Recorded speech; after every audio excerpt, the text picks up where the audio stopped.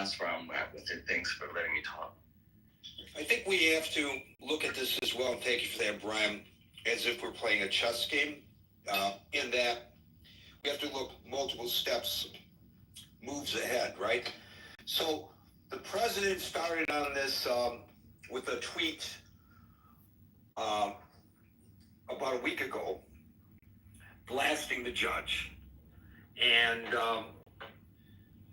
that's when he first suggested that a district court judge shouldn't have the authority to make a decision such as this. And it caused for, you want to talk the term unprecedented, you got the Chief Justice of the United States Supreme Court publicly saying, Mr. President, you're wrong. We have a system, and this is how the system works. This is when they called for the impeachment of the judge. And the Chief Justice of the Supreme Court said, wait a minute, this is not an appropriate response to your objection to a temporary restraining order.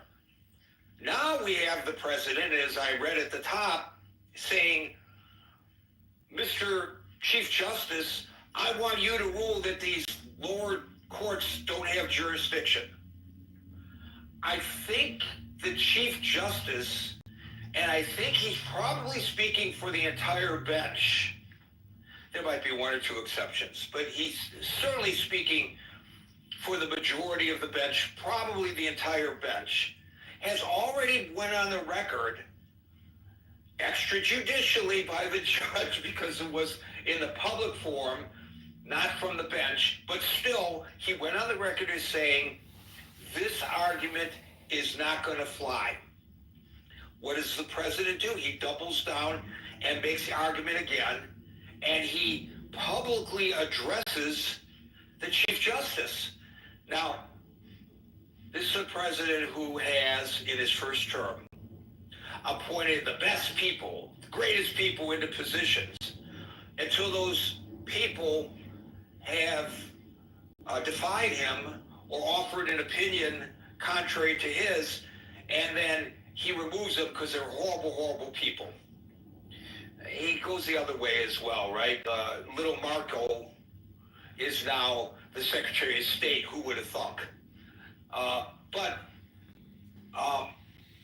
one could, as we look at, X number of moves ahead while playing this chess game, reasonably presume that there's a good chance that if, in fact, the government attorneys stand before the Supreme Court and argue that the lower courts don't have jurisdiction in any matter.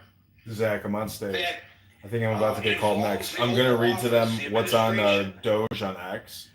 We already know that there's a good chance, a very good chance, this the is court Gary is not going Baumgart's to rule in his favor. There's a lot of people in there right now. And then what?